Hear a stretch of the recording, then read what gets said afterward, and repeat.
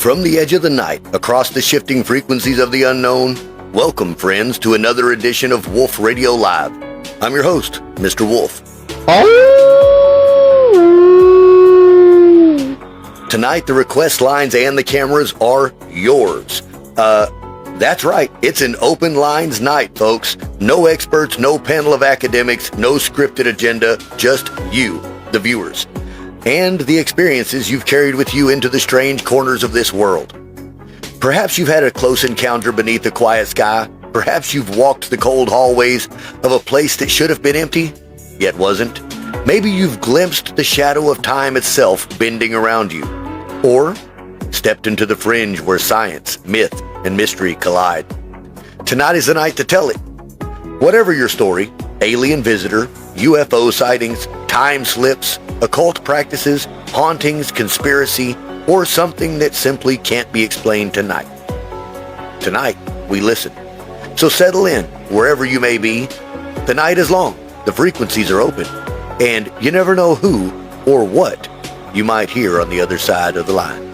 This is Wolf Radio Live, and the lines are now open.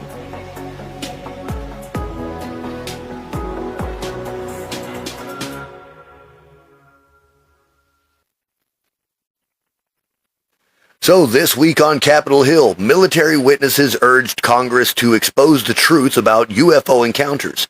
The dramatic testimony they warned that identified anomalous phenomena challenge our deepest assumptions about reality and our place in the universe, and that studying these mysteries could yield transformative breakthroughs. In science and national security, the message was clear. Until full data is released and whistleblowers are protected, the secrets of these objects will remain hidden. Astronomers are baffled by a startling new discovery at the edge of our solar system. NASA's James Webb Space Telescope has imaged eerie, dark beads drifting above Saturn's North Pole hexagonal storm, says LifeScience.com. These dusky bead-like features were completely unexpected. Even senior researchers admit that they have no idea what they're seeing, according to Live Science. Whatever they are, these haunting shapes have ignited speculation about unknown ring material or atmospheric phenomena on the giant planet. In France, neurologists have described a 17-year-old girl with jaw-dropping memory powers. She can vividly relive any day of her life with full detail. Her mind organizes memories like a library, indexing every experience by date. Scientists call this rare ability hyperthymesia, mental time travel. She can recall, for example, exactly what she wore and how she felt on July 6th of 2002. Studying her case may unlock secrets of memory, imagination, and consciousness. Horror fans have a new destination: Michigan's Eloise Asylum. This weekend, the decaying former hospital opens 2 floors of haunt-filled scares, and it is famous for real paranormal activity, says WXYZ.com. We're running a haunted house in a haunted house, the manager boasts. Visitors can expect close encounters with interactive spooks amid genuine ghost stories in the 150-year-old asylum, a setting as eerie as any horror film. Online video of the week comes from Panama, where a man filmed a black, writhing mass in a backyard, claiming it fell from a meteorite. The gooey, tentacled blob looked straight out of a sci-fi movie, says thetimesofindia.com. But experts urge caution. Biologists suggest it's likely just a fungus or a polymer reacting with chemicals, not an extraterrestrial life form. Still, the clip has fueled wild theories and a viral debate over whether it's a hoax or a horror coming to life. That's tonight's roundup of the weird and unexplained. Which of these stories sends chills down your spine? We want to hear your voice. Give us a request. Join the conversation. And tell us about your own strange encounters or theories. Wolf Radio Live will be waiting. And remember, The night is full of mystery. Guys, this is open lines. All you have to do is request to speak. We'll bring you up one at a time. Turn the video on because this is a video podcast. For any of you folks that may be new to the stream and have never joined into Wolf Radio Live, we are a new a live video podcast here on TikTok. The idea is to bring real video conversation to this platform. Most of the time, what we see in this genre and in this realm of conversation are hosts of paranormal discussion panels, right?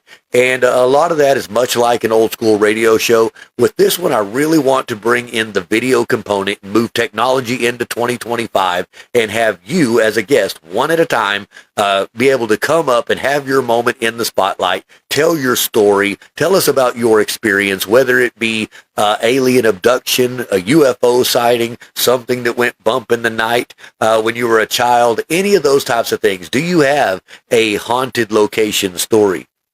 Have you been playing with a Ouija board and had strange occurrences? We'd love to hear all of that tonight. And as we wait for people to go ahead and request and come up to speak, we will be playing some groovy tunes, some awesome chill beats for the night. And I hope they are all fitting for the evening. So enjoy these jams. Hey, you're listening to Wolf Radio Live, and we have a speaker up. Hello there, Mr. Fly Low 55. How are you this evening, sir? I'm doing pretty good about yourself. Loving life, loving life. So I hear that you have an experience that you would like to share with the rest of the world. Is that true? Yeah. As a matter of fact, I was in Ohio in 2021, October 2021. Yeah, it was October. Yeah, meteor shower was on. So I was with another couple, and we were watching a meteor shower, and my friend and I were both looking in the same direction, and all of a sudden I'm seeing a V-shaped UFO with like four sides, four lights going down each side, and then an orange ball of plasma following right behind it, just about big enough to fill the V. And so I said, "Are you seeing what I'm seeing?" And he said, "Yeah, I'm seeing it, man." I said, that's it. I see a UFO now. I mean, all I got to see now is Bigfoot, and I'm done. I can check out." There you are. Now, what year did you say this was? 2021. 21. Okay, so not long ago at all. So it's still fresh in your mind. Yeah, oh, real fresh. But it was so like it looked so far into deep space that no way I could have taken a picture of it. I mean, Certainly, no certainly. way. So what were you doing? Were you just out, just sky watching? Yes, we were out watching a meteor shower, and like I say, we were out in a place that was very dark, so we got a very good look at the meteor shower. And then about I don't know, probably an hour in, that's when we saw the UFO. Super cool. So you were out there looking at the stars, just enjoying life. Now, who was with you there? Was it just you and yourself, or you and your wife, you and your There's my, friend? my wife and another couple, and Wow, the dude, the other couple was the one that saw the UFO with me. We were wow. both looking in the same direction, and I pointed out, "Are you seeing what I'm seeing?" And he said, "Yeah, for sure." So he definitely saw it too. N- Now, It was mind blowing, man. It was now, what mind. did it do? What You did know, this orb do? Did it just come down, or did it no, no, change no. trajectory? No, the ball just stayed right, just followed right behind the UFO. Well, okay, so it was two different entities, two different Yes, things yes. that you saw. You saw the triangle. They were definitely separated. Yeah. Okay, okay, so it was a triangular shaped craft, and it was No, flying in one direction. It was a V shape. V shape. Oh, okay, okay, so something like the You Star could Trek symbol. actually make out the V shape. Wow, wow, Yeah. and this was just trailing behind it. Did it just stay along with it at the same distance, Yep. or did it Same kind of close the speed, gap? same distance. Yeah. Same speed, same distance. It Well, didn't that's change the interesting. size or anything, but like I said, it was so far up there, so far up there. Well, like I said, if there was any change, I didn't see it in the size of the plasma ball. Sure, sure. Was But that the first time you had ever seen any kind of anomaly in the sky? it was amazing. But since then, in my own backyard, I've sat out there and I've watched. And one night I saw something that was as big as a star, uh, going in a direction, change direction, and then go past another star, and it looked as big as the star it passed. Sure. And then another night, it looked like there was a an absolute highway. I mean, you could see it was like they were going one after the other, like this, alongside, but all going in the same direction. I don't. I mean, they didn't look like they were as big as the stars, but they were similar. Sure. So this couldn't have been a meteor shower or anything like No, that. no, These those were weren't meteors at all. and It was just like zipping across the it was space, like a right? super highway or something. I couldn't believe what I was seeing there, but no, from out on the deck. Wow. Yeah. So that one experience really made a believer out of you, and Well, you have spent your time out there I searching, believe haven't you? I believed before. There was no doubt in my mind before that they existed. You Sure. know, I mean, there's no we could be alone. There's no, there's no way we were alone out there. So It that's is kind of hard to fathom that, isn't it? With it's just as immense yeah, as space is, to think that we're the only things that are yeah. intelligent It's out there. crazy to think that we're the only ones. That's got Yeah. intelligence. So, did you grow up in a household that was comfortable with the little green men There idea? was nothing like that was ever discussed in my household. Never. Sure, It sure. was That's kind of never. the way it was in my household as well. It was very kind of hush hush. You didn't talk about it. Yeah, yeah. I had a family member that had an experience back in the early 80s, and she was reluctant to tell anyone about it for fear of her being put into the loony bin, which at Right, that time you could still commit right. your family real Yeah, easily. exactly. Yeah, I mean, I don't have a problem with it nowadays. I mean, because it's so Sure. prevalent nowadays. Lots of people, Certainly. lots Well, of people. I've been a believer most of my life as well, and it was the same type of thing when I was a child. My family and I, and we saw this more than once. This is on one of those lonely desert highways, traveling through West Texas, and here we are at nighttime. And I say nighttime, we're probably looking at 9, 10, 11 o'clock. I mean, not middle of the night, but early enough that mom and dad was taking us home from seeing my grandmother, so it wasn't super, super late. And Wow. I remember the first time that I saw it was a large red orb. And this orb looked a whole lot like a super ball, like one of those big bouncy balls like you would throw, that you Oh get at the quarter wow. machine at the grocery store. But it was just glowing bright and red. And it was bouncing. Well, initially it was bouncing out. I was sitting in the middle. We had a double cab truck, and I was sitting in the middle seat in the front, and I had a clear view of everything in front of me, and I'm watching this little ball bouncing around on the tops of the mesas in West Texas. And my dad sees it. My mom's looking at it. She says, "Well, isn't that weird?" She says, "Bob, look at that. It seems to be following us because as we would make the curves, through the little, valleys and hills and everything else, it always seemed to stay right with us the entire time." Wow. That's And incredible. yeah, this was a 35-mile trek just of nothingness. I mean, you might have encountered one or two other vehicles on the whole road. It's a tiny little nowhereville town in Nothingnville, USA. And we started watching this orb bouncing around the tops of these little mesas, and it looked like that's what it was doing, was bouncing on the tops of the mountains. And once we finally pulled into our driveway, 35 miles later, uh, we watch it just kind of bounce and then disappear right behind the mesa near our house.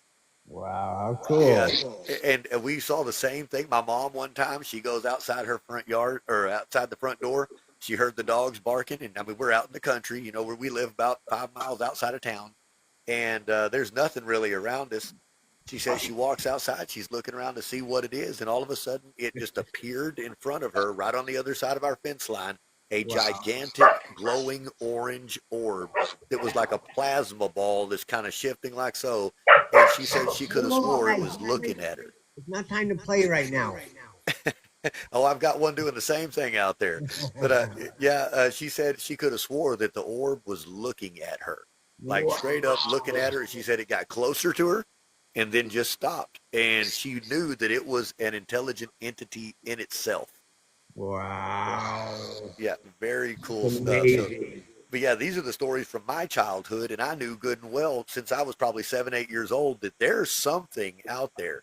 Yeah. And I would have figured, I'm 44 now, and I really would have figured that if our government was doing testing or experimenting or anything else, man, that was over 35 years ago. You I sure was would have thought something would have been seen by now or said by now, or right. we would have the coolest, newest technology in some battle. And I've I, never heard of I any of that ever believe happening.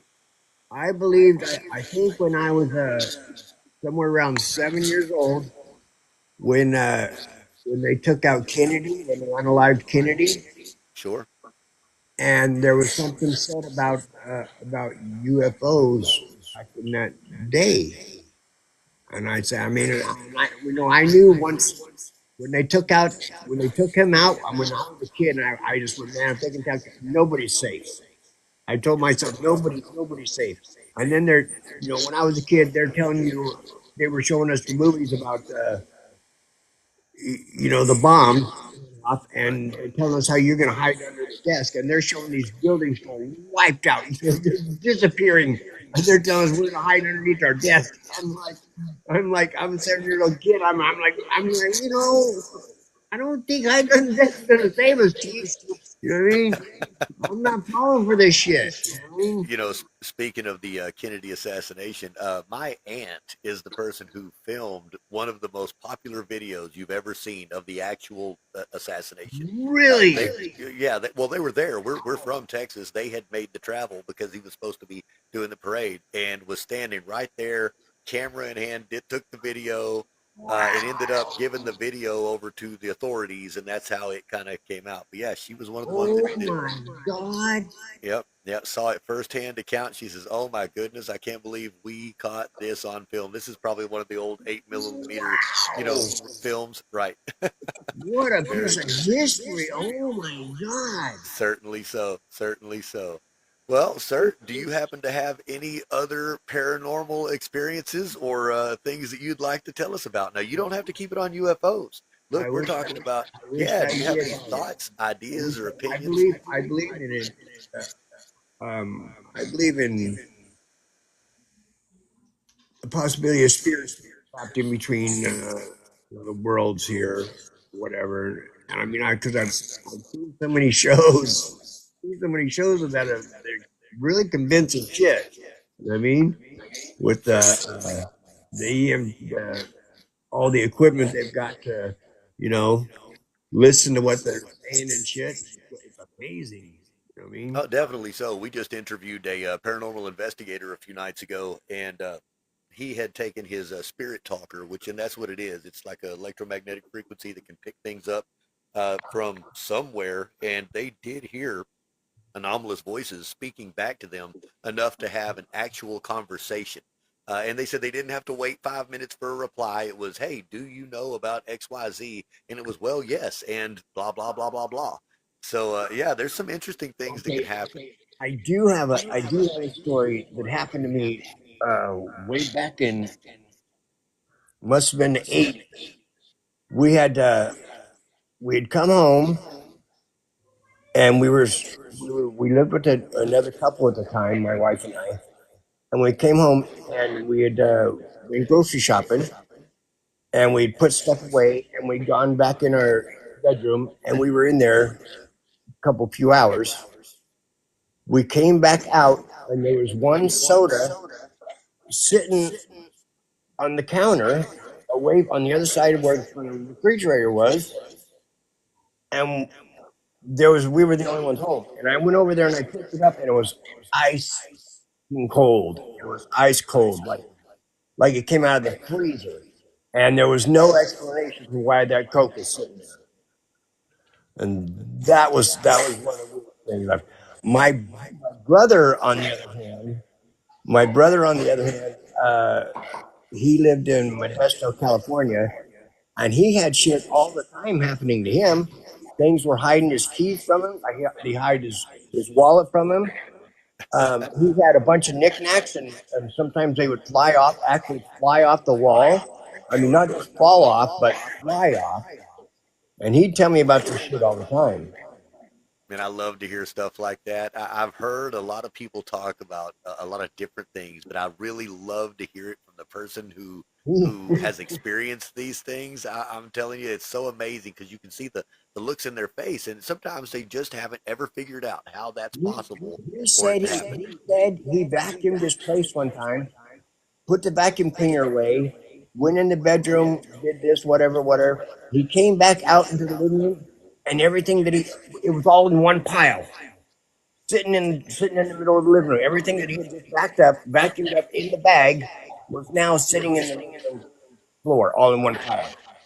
Wow, that's amazing. And I've heard similar stories, from people who live in haunted locations before. I Yeah. really have. That's something that apparently they do. They like to Yeah. have fun. They like to play with us a Yes. little bit. Oh man, I mean, they messed with him a lot.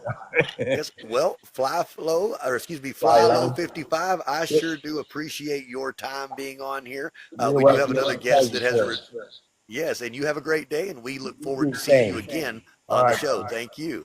Take care.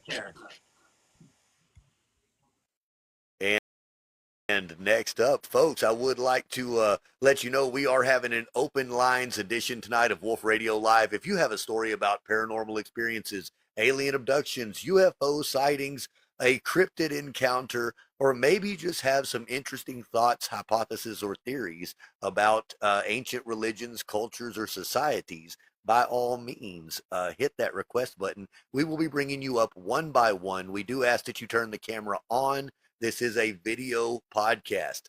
Next up, we have Triple L 101 coming up, or Triple L. That's what it is. Triple L 101. Oh man, Welcome to the stream.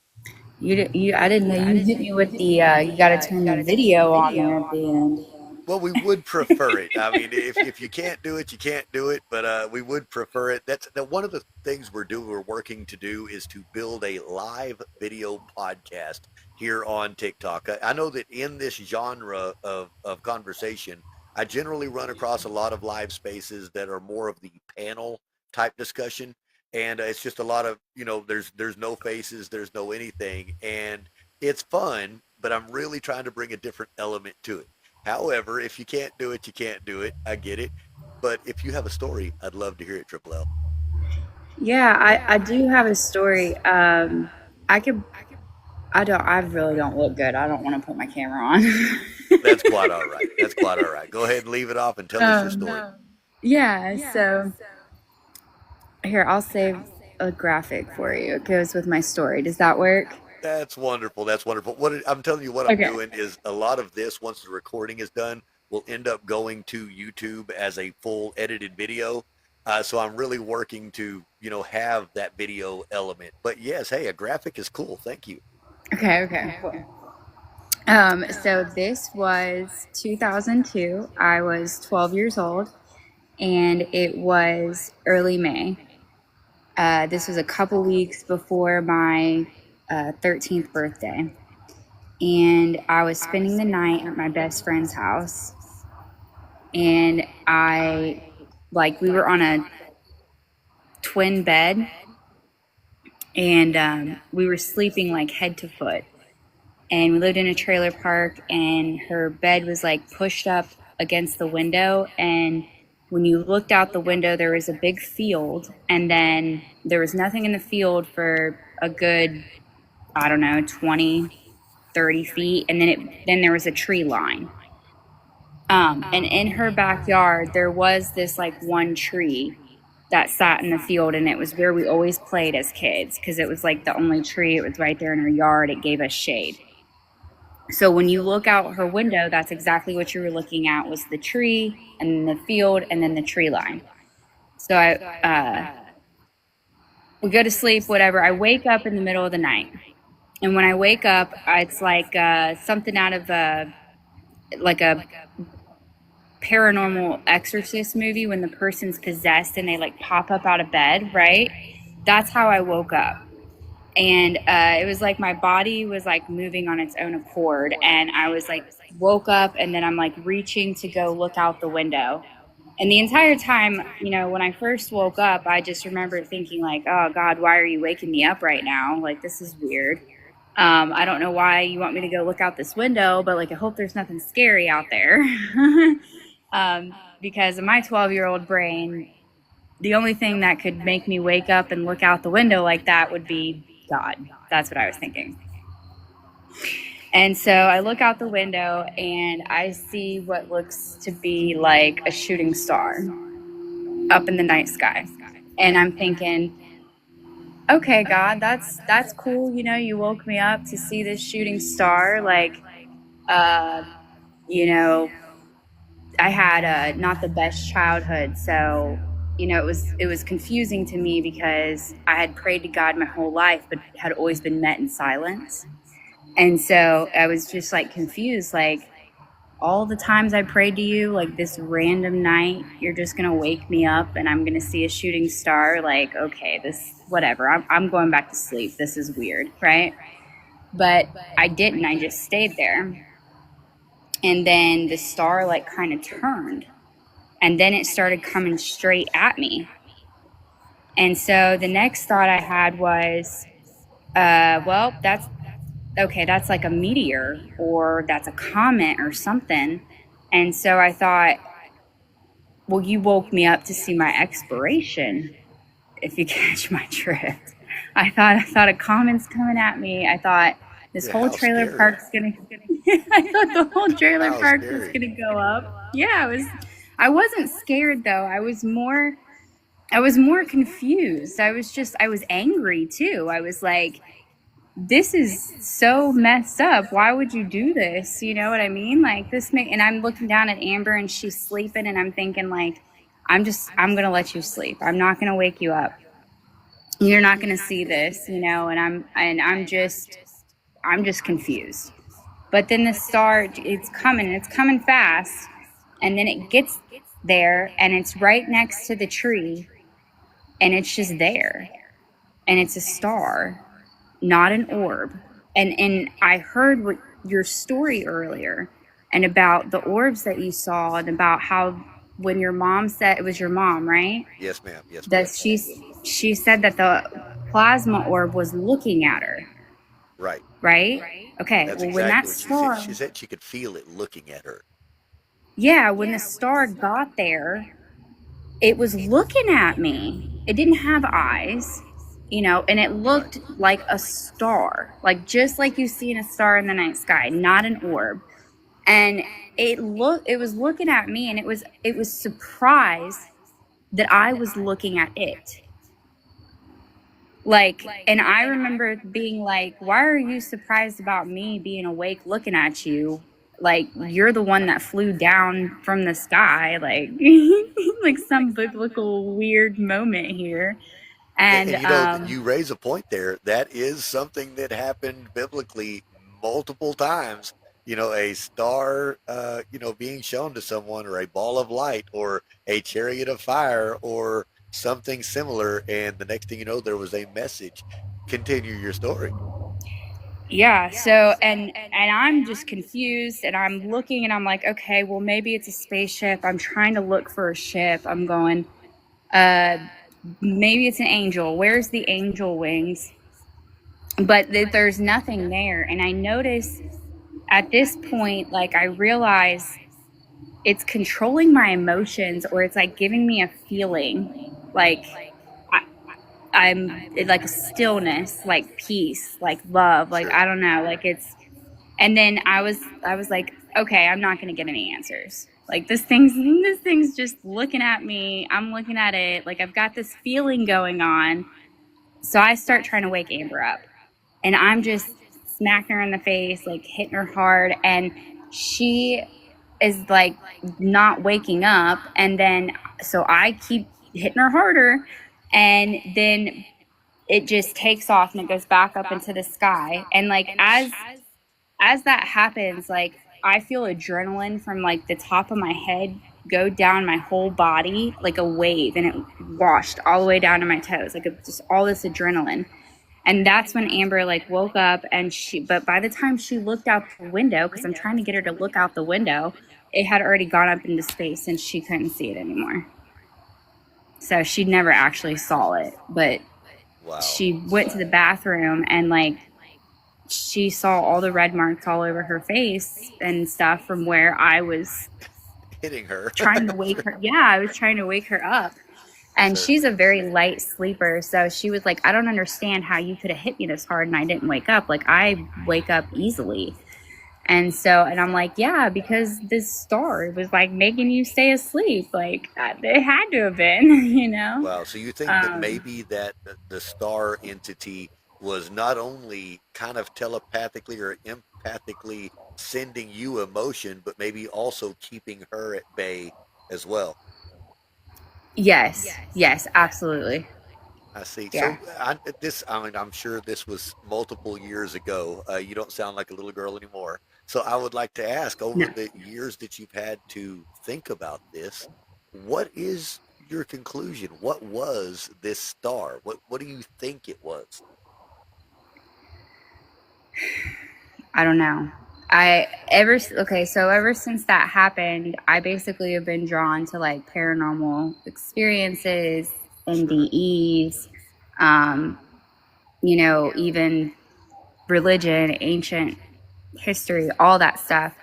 Um, and like you had pointed out earlier, you know, there's a lot of stories about stars and how their maps or this and that, and they align their pyramids to stars, but there's not too many stories about stars descending from the sky. Um, Right. and so I, the only I don't know because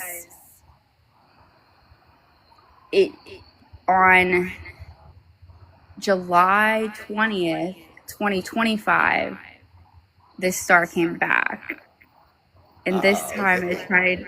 it tried to take me, and I know that sounds crazy and everybody thinks I'm crazy, Well, but tell us this story. Where were you? What happened? Who was with you? How did you um feel? Tell us all the story. so that was when I was 12, right? The first time. And after it happened, like I went to school the next day and I told everybody, like I told my teachers, I told my dad, like I made sure to tell everybody. And everybody just said that I was basically like sleepwalking or that I was just having a vivid dream. And I tried to like fight everybody on it. I was like, I wasn't dreaming. Like, I know the difference between dreaming and being awake. Like, I didn't hallucinate this. It doesn't make sense. I'm 12. I've never had any hallucinations. I've never had any past Sure. history with anything like that or any type of sleeping disorder. So, and I was not on any type of substances or medications or anything like that. So it just doesn't make sense. You know what I'm saying? There's no Yeah, I would imagine logical, not. and I'm a logical person. I've my career is in insurance, and so it bothers me when I can't understand something logically. No, that But makes yeah, sense. so And it nothing ever also, happened after that.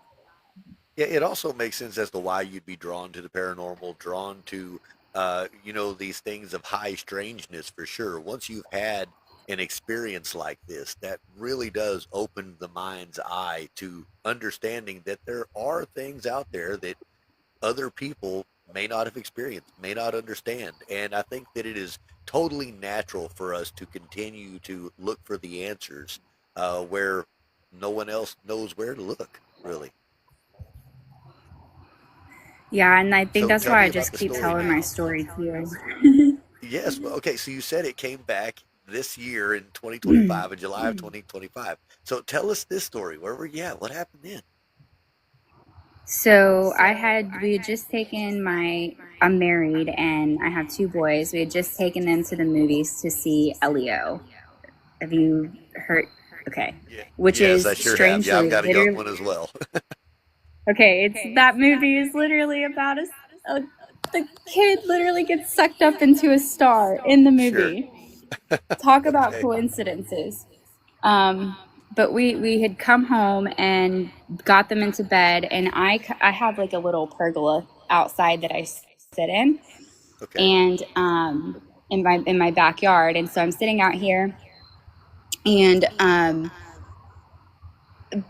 basically, like, you know how Teresa Caputo is like a medium. I'm not familiar with her, but I'll take a look at her. Teresa She's like the Caputo. famous one. She's on TV, and she can like talk to the spirits, and she'll like give people messages from loved ones who have crossed over. Okay. She I mean, I'm holds, familiar with yeah, yeah. mediums. I'm just not familiar with her. Okay, okay. She's like a more famous one, but basically, I I felt like I was. This is so, I don't even know how to say this. So when ChatGPT, okay, so when ChatGPT came out in November of 2022, okay, I went to ChatGPT and I started asking it about this star. And I started asking about all these ancient religions and stuff, because my whole life nobody ever really wanted to talk to me about this, or if they did, it's not like they could really give me a whole lot of information about what it could have been. And so for basically 3 years, from November of 20, well, almost 3 years, but from November of 2022 until, July, I had been conversing with ChatGPT about the star. And so when I got home, I was conversing with ChatGPT again about the movie and about the star. And essentially, ChatGPT basically just told me that, like, the star was going to come back, and, like, it was evil. And I was like, what the heck?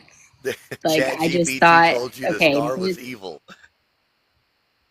yeah. And I was just like, not in those words. I'd have to go back and find the conversation. And I was just like thinking, okay, ChatGPT, I've talked to this thing for so long about one subject, it's hallucinating. And that is a real thing, okay? AI or Okay. whatever, it'll hallucinate, it'll come up with weird scenarios, it'll tell you weird things.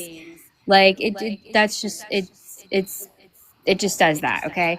So I'm thinking that that's what it's doing. But I put my phone down and I look at the trees, and the trees are like shaking at me.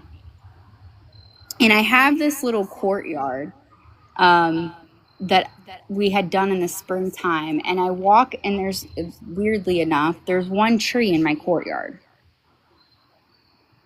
Just like Like when you remember were I a told child. you in 2002, when the star came down, it was next to one tree. Sure.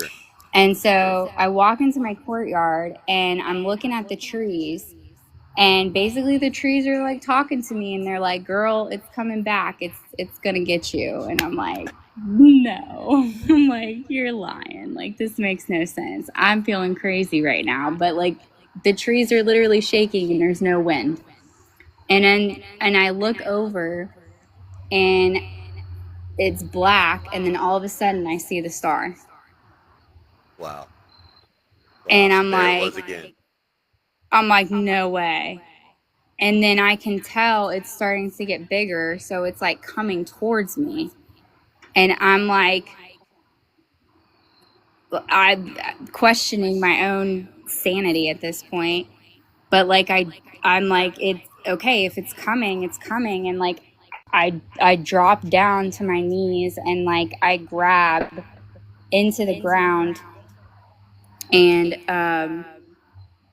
I just basically start like praying. I'm just like, "No, like, I'm here, like, you can't take me."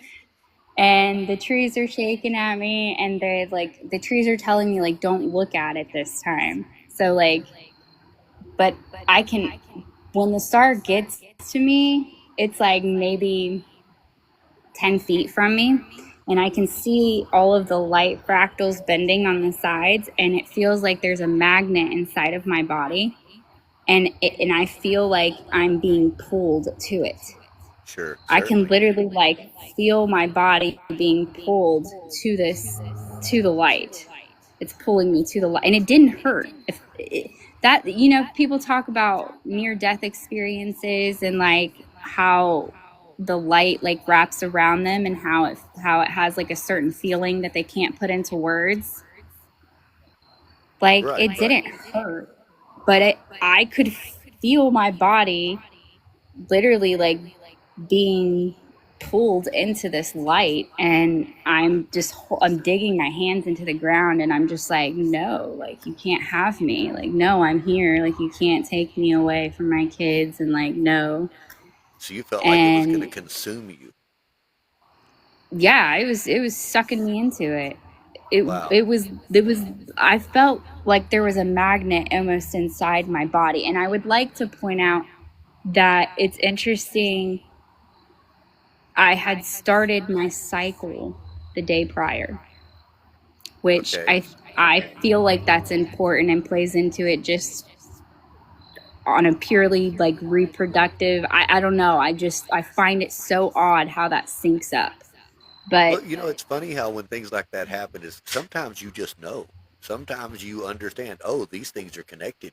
I mean, you may not have had any external stimulation telling you that. You just knew, yeah, this has something to do with this.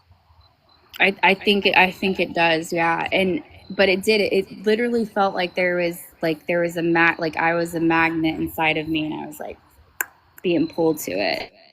That And is super interesting. I was just like, no.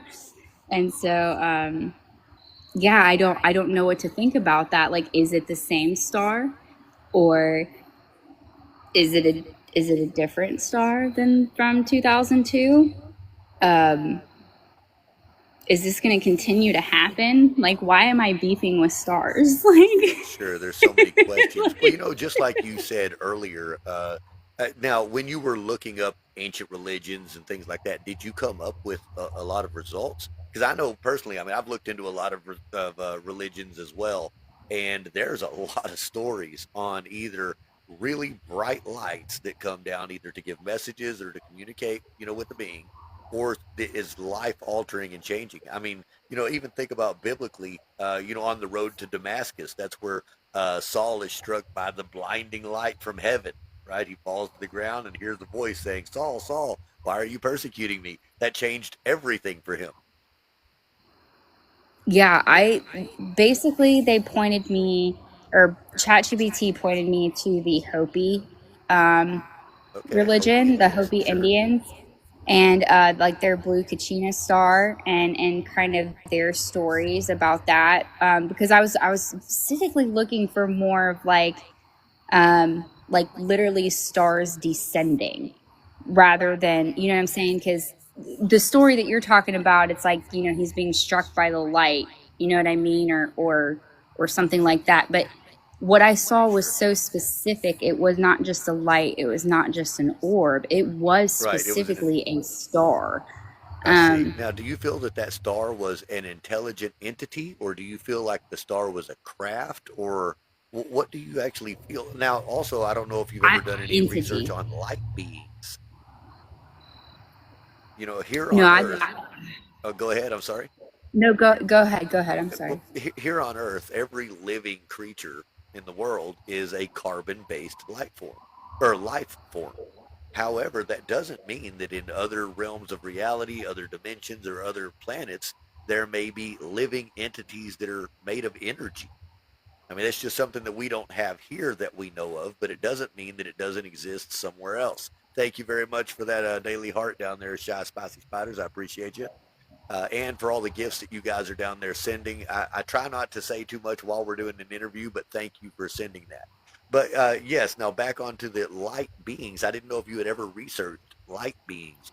I first had the first thought I ever had of that. I was probably, I don't know, 28, 29 years old, and I was rereading the Bible for the umpteenth millionth time.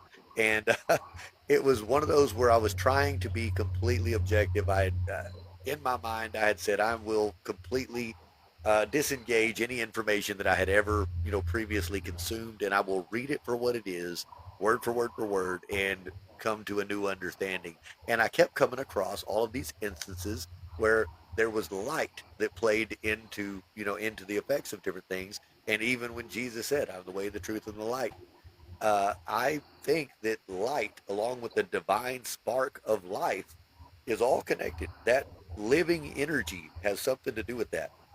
I don't think that you're far off with thinking that that is an intelligent entity at all. Before we end this particular segment, do you happen to have any other paranormal experiences of any sorts, any weirdness of high or stories of high strangeness that you would like to share? The only other thing ever happened to me is when I was a kid. I was playing with my brother, and we were like, you remember when you have a cord phone that's like tethered to a cord. Remember Sure. Yeah, those? corded telephone. Sure. Oh, I do remember them. Yes, But like, vividly.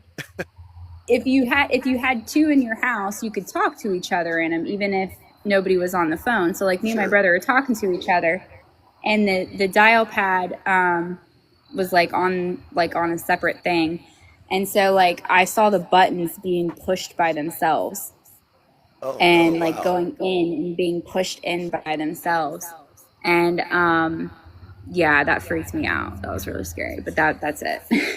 Well, that is cool. And Triple L, I do appreciate your participation in Wolf Radio Live. And if there's nothing else there, we're going to move on to the next caller.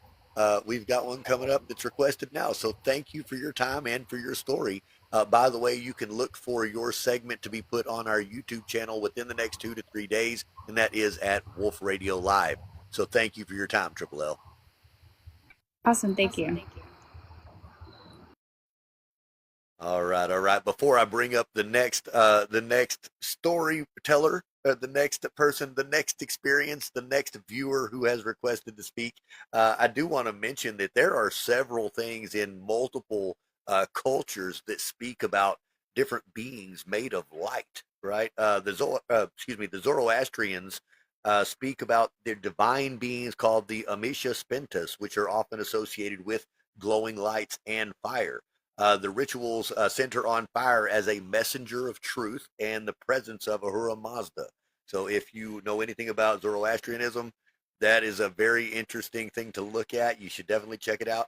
Even in Greek mythology, you have both Zeus and Apollo, who often manifest as radiant light. Apollo, especially, was seen as a shining sun like God, who could send visions and oracles through beams of light. The Mahabharata speaks of light beings, and so does the Epic of Gilgamesh, which is the Mesopotamian creation story.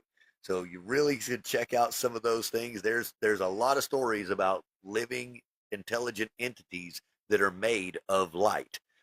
Let's see. So we have someone that was requesting up, and where is she at now? There she is, right there. We've got Butterfly Love coming on up. We do ask that you turn your Butterfly Love. Do you have a story that you'd like to share with us tonight? I do, and I don't know why my camera's not coming on. Well, if you need to play with it for just a minute, that's okay. I would prefer the video on if we can get it on. That is one of the things that I'm working on to get this to be a different type of platform here on TikTok as I go through the variety of shows that are based on similar topics like this.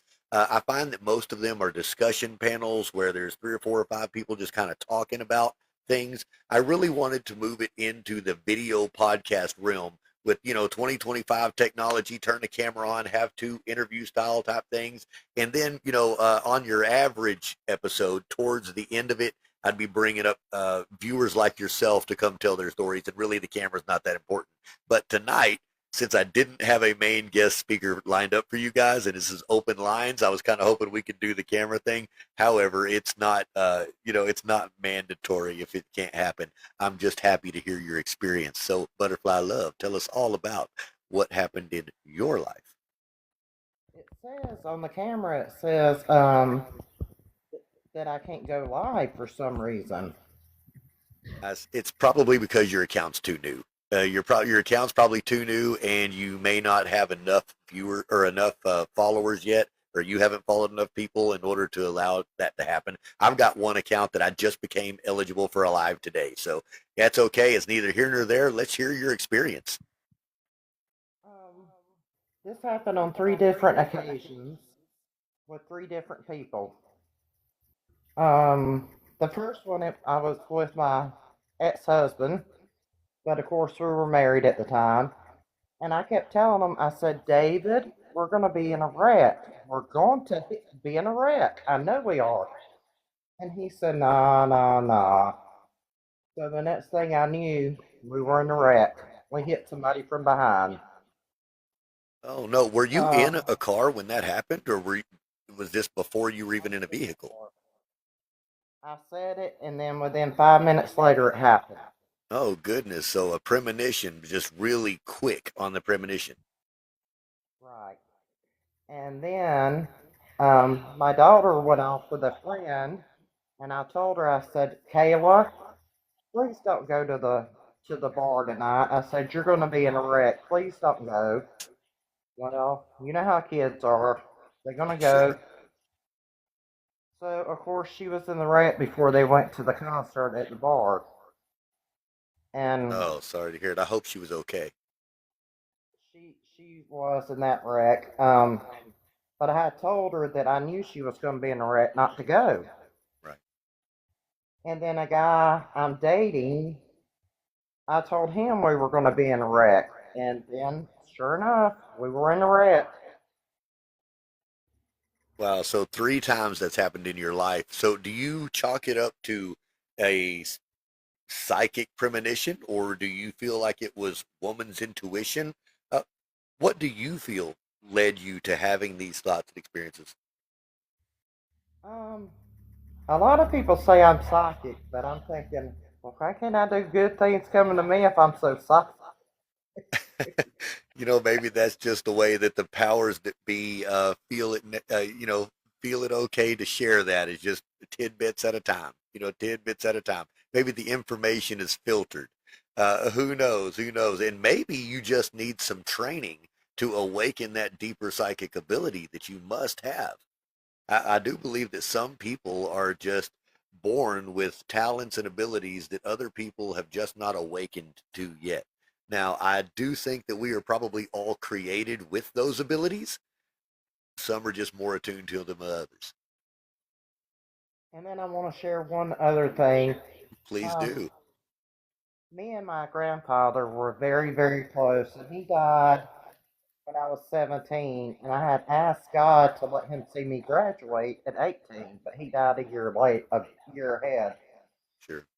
And one day I was driving, and I said, God, please let me see my papa the way I saw him on earth. Just let me see him one more time, and I'll be okay. I want you to know that I saw my grandfather in the clouds just as he was on earth. Beautiful. Beautiful. That's an amazing encounter when you're able to have that experience, especially when you know that it's something that you needed in your life and you were blessed to have that. That's great. That's fantastic. How did it make you feel when you saw that? It made me feel very good because I know God was still listening to me, and He Sure. granted me that wish. And I'm sure it gave you peace over him as well, knowing that he was okay too. It did. Sure. Well, thank you so much for that. Do you have any more encounters or strange paranormal stories that you'd like to tell? Now, keep in mind, this does not have to be about any of that type of stuff. We talk about a variety of things on this show, from ancient cultures and civilizations to near-death experiences to alien abductions, UFO sightings, cryptids. Maybe you saw Bigfoot one time, any of that kind of thing. It's just a place for high strangeness. No, but I do want to give a shout out to Denise. She is such a sweetheart. Well, thank you so much. Yes, she is manning the moderator deck tonight, trying to help us out and keep things moving smoothly. This is still a new show for us to do, and it's almost impossible for me to sit here and type and do all of that while I'm paying attention to you. And I try to keep in mind that we are on video, and much of this will end up being edited and put out to our YouTube channel eventually. When it gets done. So I try to make sure that that I'm not doing too much while we're talking. I'm actually paying you some attention. So thank you so much. And Lisa, I've got to say, it is a pleasure to finally meet you. I know, I wish my camera would work, but I cannot wait to meet you both next year.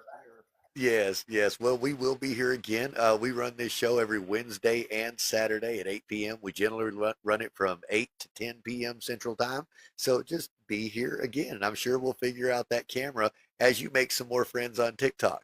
For sure. Let me send that invite out. And Flylow55, there you are. Welcome back to the stream. Hey, buddy. There he is. Hello there. So you had a near-death Oh man, experience. Tell us all I about it. I had a rough life, man. I started out. I've broken over 20 bones in my life, including compound fractures in both legs at the same time in one of my car wrecks. I uh, I was run over by a taxi cab when I was 20 months old. Um, he just bumped me in the head and then rolled over me. I didn't get hurt or anything, right? So, and then when I was 12 years old, I went end over end and sideways 5 times in a 55 Chevy, and I just broke a collarbone and had a bunch of little bumps and bruises and little cuts and scratches, but nothing real serious. Then when I was 18, the throttle stuck wide open on a friend of mine's Camaro, and the car went sideways, and we hit a steel light pole at about 100 miles an hour right in the door where I was sitting. And My goodness. and then I was still alive, but I knew I was really messed up. I tried to move, and my femur, I just felt a little nub come up. My leg didn't move, but I just felt a little nub come up in my skin, and then I felt all the rest of it, and my both bones on my tibial and fibula, they both shattered and came through the skin, and then on my left leg, one of them shattered and came through the skin, but they were both broken. And then my little toe was crushed and moved. It ended up on top of my foot. It was messed up for a long time. Anyway, um, so I was in a coma for 3 days. But before that, before they got me out of the car, um, I was losing blood. They had to pull the car away from the pole first, and then use the jaws of life to get the door open. Right. So all this time I'm losing blood. Right. So I'm starting to get weak, and the firemen and the ambulance guys are telling me, they're trying to tell me to stay awake, right? So I was hurting pretty bad. Well, next thing I know, I'm up in the air about 100 foot above the car, and all the pain is gone. All the pain is gone. But I'm looking down on them, and they're trying to get me out of the car. And I can see the fire trucks. I can see the ambulance. Um, and it was all, everything around me was dark. Everything around me was dark. Nobody came to me. Nobody came to me and said, it's not your time. There was I didn't see any light, nothing like that. I was up there for what seemed to be like 2 or 3 minutes. And like I said, it was, I was out of pain. I was ready to go. You know what I mean? I was felt so good to be out of that pain.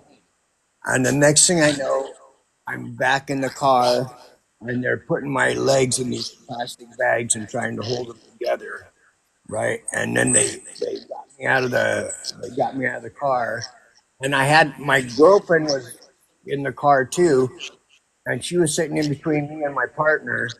And when we went sideways and the car started going fast, she passed out, so she was totally limp. Which was great for her, but she had one leg in between.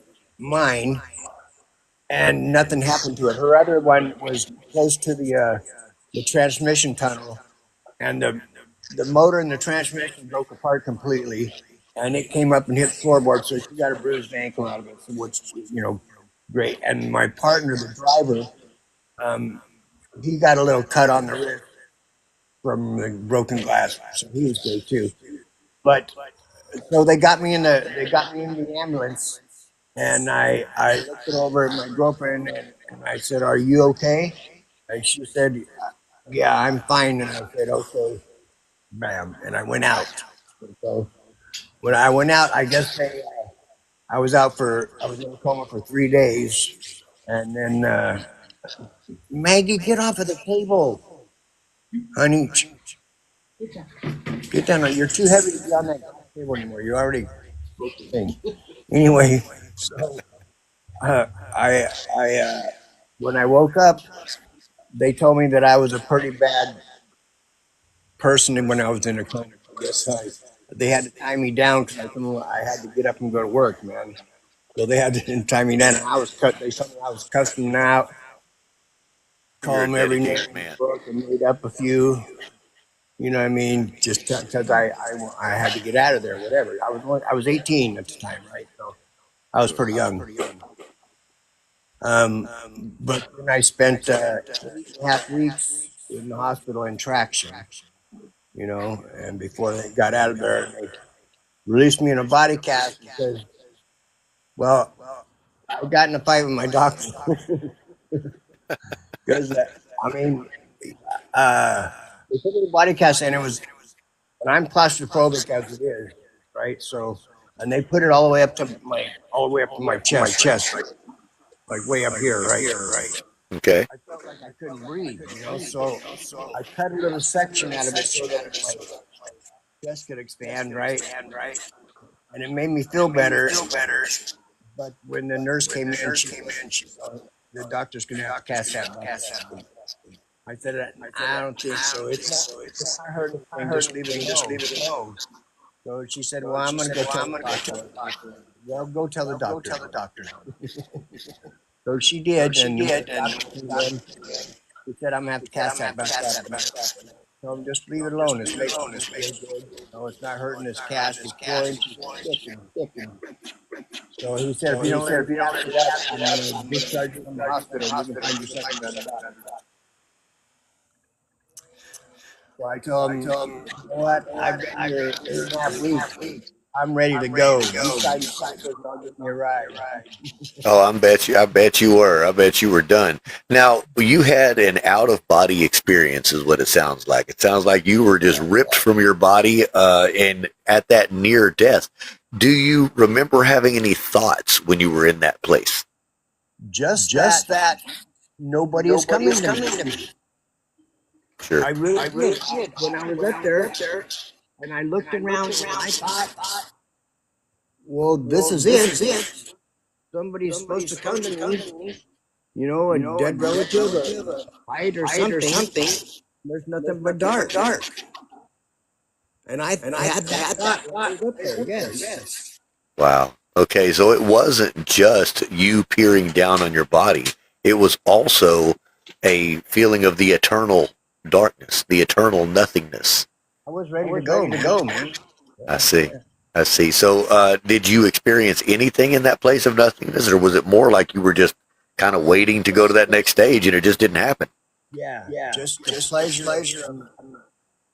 of not feeling pain anymore. Nothing. Sure. And you were just in a place of blackness. It wasn't that you were staring down, looking at yourself at that point. You were just everything what I was looking down on was light because they had lights truck. They were lit up the area because I light. I see. So they were working under it. It was all down there. So you were more floating above, looking down on yourself then this whole time, but realizing that you weren't in your body. Like at a 40 angle, right? Like 100 feet up in the air. Sure. So did you realize at the time that you weren't in your body, or was that something later that you kind of had to put together? Yeah, no, I realized I would. 'Cause I was watching them trying to get me out of the car. I see. That is a wild story. They were working on me in the car is what they were doing. So you were just right on the brink. Right on the brink. You were just almost not a member of this life anymore. Yeah. I mean, I was in a lot of pain. I don't know if I just passed out from lots of blood, Sure. or what. That's the interesting thing. So many people go through an experience like this, but they weren't at a spot to where there was a medical professional that can say, oh, yeah, you were dead for, however long. At the same time, there's all of this craziness that goes on. I mean, how can you possibly look down upon your situation, from outside of your body? How does that happen? And it's not only at near death that you can do that. There's a lot of people who have trained themselves to have these types of experiences. So it lets us know that these things are possible. They are possible to separate the consciousness from the physical realm that we're in. I really think that's interesting. I think that's something that we should probably research a little bit more and probably try to tap into other than just on the brink of leaving life. I think that's an interesting phenomenon when we hear about it for sure. I've had similar experiences myself, but I couldn't look down. It was totally out of this realm. But anyway, well, thank you for sharing that story with us, Flylo. I appreciate you. All right, come on up. Hey, how's it going? Hello there, Universe on Earth. Glad to have you on the stream. So tell us, what paranormal experience would you like to share with the audience tonight? So I have two that I can think of that would be interesting. One of them is like spooky. One of them's kind of funny. Tell you what, start with funny and let's wrap it up with spooky.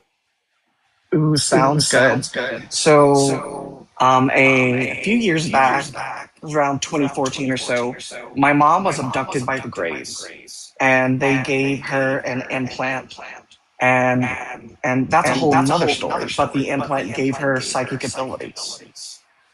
Love it. And Love so it. after, so after she had the implant, she was able to hear different people's relatives, able to see the future, remote view, things like that. And so, as any good son would do,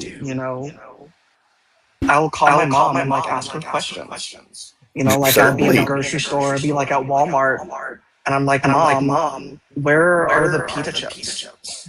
Like I'm in the chip aisle. And you're going to utilize this ability. Definitely. You were utilizing the ability to its fullest. I see. to its fullest extent. And so I remember this one time I was looking for those pita chips because they had just renovated the store and moved everything around. And I'm like, Mom, where are they? She's like, I'm really seeing the number 3. So I'm walking over to aisle 3, and this is like the cold cases, frozen pizzas, like the chicken nuggets, things like that. And I'm thinking to myself, there's no way the pita chips will be here. They should be with the rest of the chips. Lo and behold, there's like an end cap section with just pita chips. There's no way she could have known this, No way she could have known that. Different states, Certainly. other side of the country. So that's my humorous story. I love that. I love that. So look, share your mom's story. Tell us about her abduction and the implant. I've got to know this. It can't be just as simple as, they took her into outer space and she came back with abilities. There's got to be more. Just kind of plopped it in there. Sure. Yeah. So, this was 2014, around the same period. And I was 17, 18 at the time. Fresh out of high school, going into college, and I lived on the family property. This was down deep in the south on the Gulf Coast of Mississippi. If anyone's ever heard of the Pascagoula abductions, this is maybe 10 minutes drive from that, just down the road. Okay. So it's a place of high strangeness. A place of high strangeness for sure. So all her life, she had seen the Tic Tacs following her. She grew up in Louisville, Kentucky, moved to Indiana for a bit. And first 20 years of her life or so, she would just see the Tic Tacs floating around in the sky, looking around, presumably, watching her, maybe, but they would always follow her. And around the 2000s or so, they kind of stopped appearing. Then again, around 2010, 2012, they started appearing again. Then a few years go by, they intermittently come in and out of the sky, doing their thing. Then all of a sudden, they started showing up nightly. Now, I grew up and, we're spiritual people, kind of woo-woo spirits, protection, crystal energy, things like that. Sure. So you come with from a family that is accepting of all of these types of principles. 100%. Okay. And so we see, and I'm kind of grateful for that background, because there's not too much unlearning that I have to do to step into this world. So, we'll see these Tic Tacs in the sky. I step out onto the property, and the air feels staticky, and the entire vibe feels robotic. And I'm like, oh, that's weird, because it's usually really nature feeling. I'm right next to the forest in the area. And so we kind of astral project or just kind of like project our consciousness to see what's going on in those Tic Tacs. What's the deal? And we see like the visage of a gray being appear before us. And so we're like, okay, that's probably the Greys or something. And so, every night I put up the energy field, I put up the protection, and try and prevent the Greys from getting my mom or whatever my 17-year-old self thought. So a few weeks go by every night, putting up the protection and just going to bed. And they keep appearing, but they're not doing anything. And then one night, my friend down the road, he got a Wii, like the Nintendo. Sure. And he got a case of beers. And so as any 17-year-old would do, I spent the night over there and played Wii bowling and had a few drinks. Of course. That's what you do. And absolutely. And I forgot to put up the protection that night. The Tic Tacs were there, didn't put up the shields, and they ended up abducting my mom. Oh, wow. And did you see it happen, or did she just tell you about it? How did this come about? She told me about it, and I saw the aftermath of it. So, in the middle of the night, she was sleeping, and she saw like bright lights come in the room and through the windows. And at that point, she experienced a bit of like a missing time. Oh, did my mic cut out? Can you still hear me?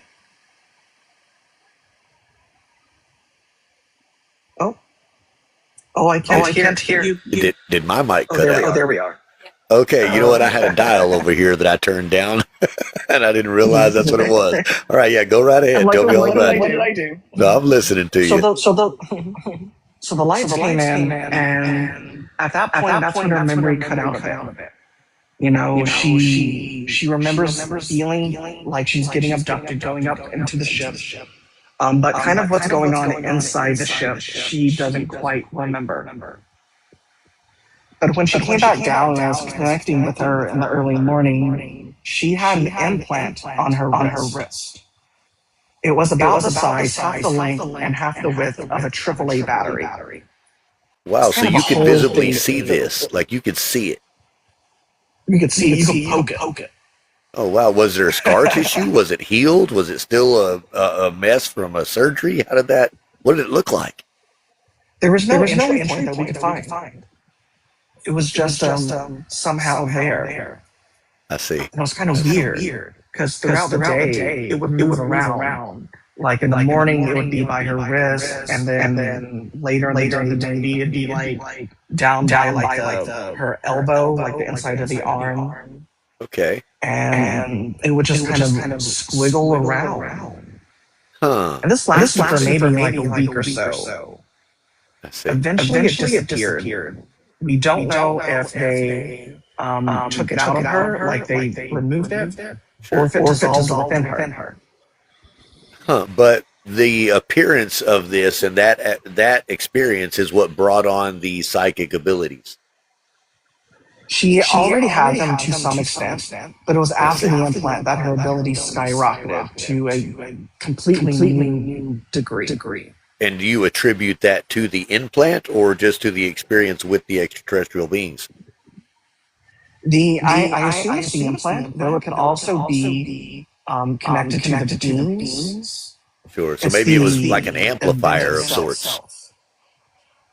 Possibly. I see. That's an interesting concept. For years I thought, that I was protecting her from the Greys, and that they were trying to get her, whatever that means. Sure. And so I thought that for years, but it was recently that I was talking to a trusted friend, and he told me, he's like, Alex, my name is Alex. Just because something is scary doesn't mean it's bad. Just because something's unfamiliar doesn't mean you should be afraid of it. The entire experience you had, you assumed that they were bad and were trying to get her, when in fact they gave her a gift. Yeah, that's what it sounds like. That's what it sounds like. Yeah. And I've heard of that before, both scenarios where people who were unaware of any ability at all had an implant and then had abilities, as well as people who have already known to have certain abilities to have them enhanced. So this isn't the first time I've heard stories or reports of this. This is something that has been well documented. Very interesting. Now, as far as an implant just disappearing on its own, you don't hear that often. You really don't. And I wonder if that was some sort of a genetic mapping, or I mean, with it moving up and down the arm or through the body, was it collecting data? It just makes you wonder what it was doing. And did it feel weird? See, these are the things that I want to know. Did it feel weird? How close to the skin was it? Was it deep in? Was she aware of it, or did she just look down and there it had moved? All of those types of things are so interesting to, I mean, I personally have never met anybody that's had a visible implant. I have met a few people who have told me that they have implants, but, I couldn't visibly see them at all. And Sage says that hers disappeared as well. That's so freaking odd. Sage, we'd love to hear your experience as well. Go down there and hit that request button. We'll bring you up in a moment. Well, okay, so that is your funny story. The first half was the funny story. Okay. I was making sure I wasn't messing up there.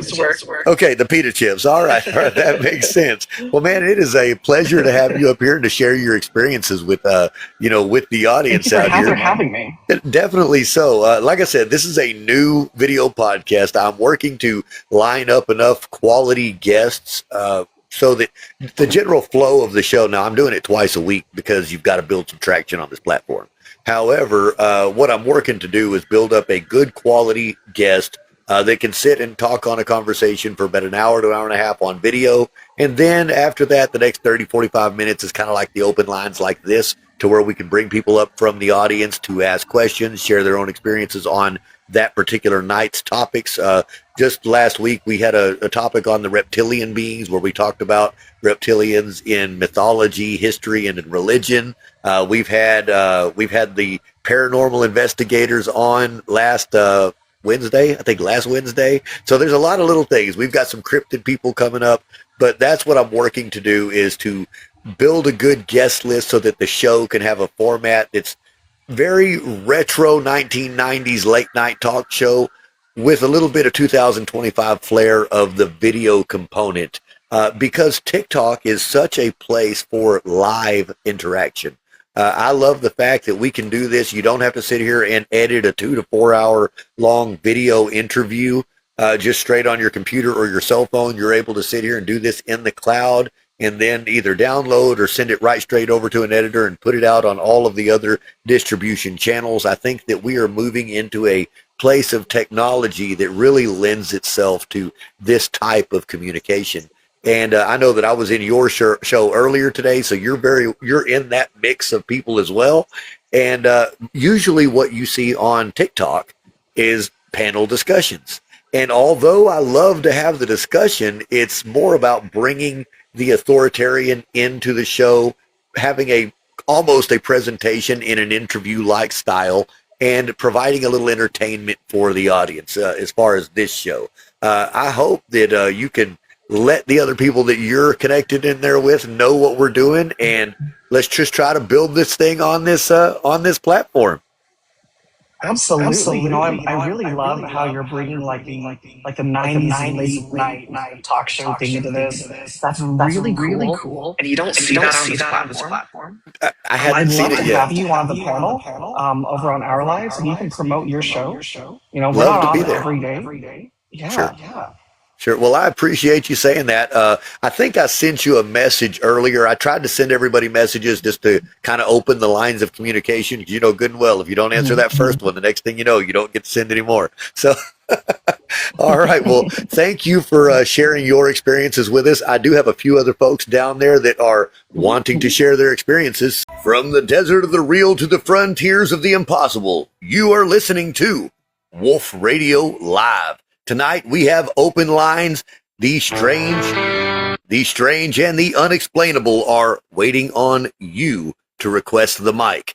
Next up we have Nathan.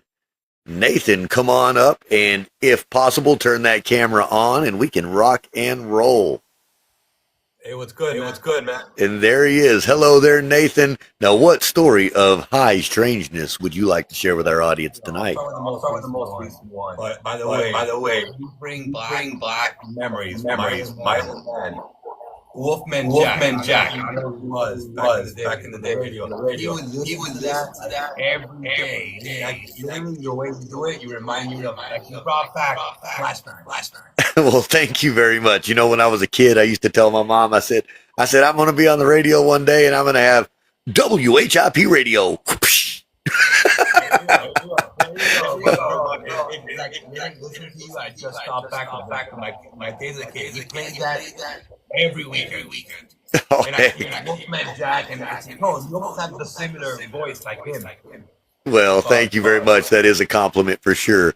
Well, tell us your experience there, Nathan, or experiences. Maybe you have more than one. We'd love to hear them. I have quite a few. I never believed in any of that crap. Like they say, until you witness it, you don't believe. And I'm from that cult. I'm from that cult. But going backwards, last Friday, where I live, Florida's a hotbed for UFOs. Yeah, definitely so. Right on the coast. Yeah, I hear about it all the time in Florida. Exactly. So you see a lot of weird stuff. But like Friday, around 2 in the morning, I was outside running. And you kind of look up to the side, and there were these bright lights, which I themselves don't matter. The way they restructured our airway, airplanes flying that direction, right? They fly, when they want to catch ILS, they fly that way. When they want to come and hit MIA. But the lights were kind of bright. And then when you look to the side of it, you see something, and I thought, and I'm like, oh shit, that's so cool. I thought, I'm like, it's a bomber. Because they had that shape. So I'm like, oh. So I'm like, cool. But I take my camera out, I want to record it. Sure. And it flies in the same shape. Lights are off, which is how they fly. But then I'm like, oh, weird.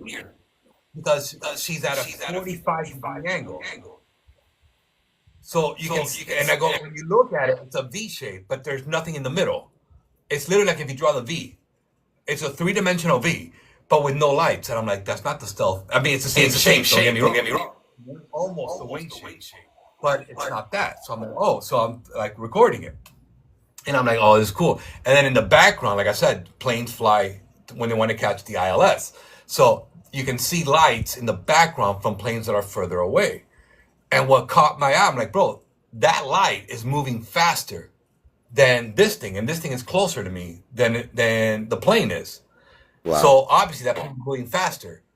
So by speed alone, there's no way a plane can fly like that. And then I'm recording, like, oh. And then by the time, like, you're recording it, and I know I recorded it because I can see it on the phone. Like, I'm like, this is so fucking cool. And then it just disappears. So then I'm like, oh, but whatever. I got it. I'm going to go look at it. And when I kept looking at it, bro, it looks like it's there, but it's not. It's almost like a blur kind of thing. And then that phone died. The screen just stopped. Not died. It didn't die. The screen just stopped working. It doesn't work. My iPhone 16 Pro Max stopped working. The screen, you can hear it because you can hit the buttons, and when you hear I can turn it into when you're audible, when you have audible problems, the phone will talk to you. So you double click on it, and you can hear it. You can hear when the texts come in. It's just the screen doesn't light up. Screen. Right, and it went within like a minute and a half of that. So I'm like, bro, my attention obviously turned from whatever that happened to now I'm pissed. I need a phone. So I got my phone, and I'm hoping, I'm like, I go, you know what? It just happened. There's no way that thing backed up. And when I downloaded it, nothing, bro. There's like no trace of that video at all. And then I asked other people, like, you obviously you ask it, like, not directly, but they're like, they bring it up in conversation, like when we were at the park, like, wait, did you kind of see like something? And I'm like, what are you talking about? Something? What did you see? I go, I don't know what you're talking about with that something. Yeah. I'm like, like it was like a black, dark, no lights. And then I'm like, oh. So then I'm like, oh, wait, was it V? Like, yeah. And I'm like, yeah, I saw that too. He's like, yeah. Like, yeah, bro, they saw it too. Like, yes. I go, bro, did you record it? He's like, no, man, I didn't. I didn't even have my phone on me. I saw it, and then I just stared at it. And then and I get what he's saying. I stared at it, but I didn't know what I was looking at. And I'm the same way. It took me seconds, and I'm like, bro, trust me, I saw the same thing. And then now people are talking, like, they'll go on like Ring, and they're like, did anybody see this up there? And they're like, yeah. So I'm like, it happened, bro. And that's like that was the most recent. That was last Friday. But oh wow, last Friday. Okay. That was Friday. No, that was Friday. Like, we get a lot. A lot of times is like 2 months ago, MIA got shut down for a little while. And MIA it's international. And that was like literally all I saw was a flash of light, and it was going from the south to the north at an angle. So it literally intersected the whole path of like the ILS and anything landing. But it was moving so fast. You can't see it. Just a light. It was literally just a light moving. And then it was going so fast. And it was far, because like, again, all you see is the light. And then you start to hear ATC hold pattern, hold traffic, divert, and they were telling planes turn, and they don't do that. For that time, like, bro, something was flying across that they had no idea that was flying across. And then obviously within after that thing cleared, after a while, they're like, everything resumed back to normal. Nobody said anything else. But wow, yeah, no, we can see so many things here. That's interesting. And if you're seeing it just as a normal citizen, right? The people that work at those airports, imagine as they're out there scanning the airways, what they actually see and what they're not allowed to bring to the public. They tell me a lot of stories. Like, I got two that were ATC, and they're like, bro, trust me. And I ask, because when I fly, and I fly a lot, I mean, I haven't seen it. When I flew, and I fly a lot, I haven't seen anything. I'm not going to lie. Sure. I haven't seen anything. And like, I'm like, bro, I want to see something. But like, when you talk, like, you just bring it up in convo. Like, you talk to the pilots, right. Hey, can I get a call? and they're like, yeah, I hear it. And I go, hey, do you see anything? They're like, bro, you have no idea what we see. Like at times, and we just now we talk, we'll say it, and then Certainly. cops. There's older cops, and they're like, bro, in like 19, he's like, bro, in 1990 something, I forgot what it was, 1993, 92. He's like, over, like we get a lot of calls of unusual stuff, and he's like, but the one that you can pull, like you can hear, was we got a call like over the expressway A36 by the airport again, like people were complaining, like they were making calls to 911, and they were saying, look, when we look up, we can't see the stars. Like you can see the stars, but then there's no stars. And so people thought like that's something stupid, and they're like, what? So, but one of the officers was like, I'm by the perimeter road, which is, it runs parallel to the airport. It's like right there. I'm like, and then he's like, bro, he looks up and he's like, yeah, there's something when you look up, and the way he described it is, it's not that you don't see the stars, they're blocked, but some of them are fuzzy. But, and he's like, and then there was another officer that was like 5 blocks down. He's like, I can see in the sky perfectly. So like there's a like, cloaking device, something with a cloak on it. He didn't say it like that, but he's saying he's like, look, I'm looking up and I can't see the stars, but the ones that I can see, it looks like I'm looking through a lens. Sure. Kind of thing. Sure. So, which is, yeah, that's exactly what that was, but he didn't say it. Like he did not go on record. And he was telling me that story. He's like, bro, like it's on 911 dispatch. Like Wow. And then it started to spread, because it started to move. And as it moved, we followed it. And then they tell me, like, there's other cops that tell me their stories, like, bro, we followed some of the weirdest crap you can see. And it's like, I'm Alligator Alley, those black, because it's dark. It's so dark, that you can, like, because, here I have the benefit, like, I have the dome of the city lights. But, like, where my place is situated, if I look south, because of the way I have the street lights that are out, so it's dark. And so if I look south, I can see a lot better than most people can, not to a degree, but like, and if you go to like, what's it called? Pine Island Key. All right. Which is, Pine Island Key is here. The bay is here. Key West is on this side. And if you ever want an example of like city light pollution, you go there and you can literally see, it's a dome that takes over Key West. You can't, like, that's why you can't really see up. You don't see the night sky that we really all see. But Pine Island Key is an exception. Like you can literally see the satellites passing by. You can tell, and then obviously once you get accustomed to it, you can tell a difference between a satellite and something weird. And then we have the naval base, which is north of that. And anybody that go, and a lot of people book there to do to like take the telescopes, to go see the sky, photograph the Milky Way galaxy, because that's one of the rare places. Well, that's the only place in Florida where you can photograph and you can get a decent picture, not a great picture, but a decent picture of the Milky Way galaxy, of the galactic center. So they go there. So it takes months. You gotta, if you book now, you're booking like 5-6 months in the future. But a lot of people go there for those things, because you can see, like, so that if you go into these people and you go into those chat rooms, they'll tell you, bro, what we saw was, they'll say it was the weirdest thing in my life. It was this thing. And that's where it happened to me the first time, when I was in the Boy Scouts. That's exactly where I didn't believe in any of that crap, but and we didn't even know what the hell that was. It was just, we saw something in the distance. It was a light, and we're kids. So I'm like, give me a flashlight. I go, give me a flashlight. And I'm like, oh, you're kids. I'm going to flash SOS. That's going to be cool. So you flash SOS. I'm flashing SOS. And then you see a spotlight come on. You're like, oh, and it's coming that direction. I'm like, oh, shit.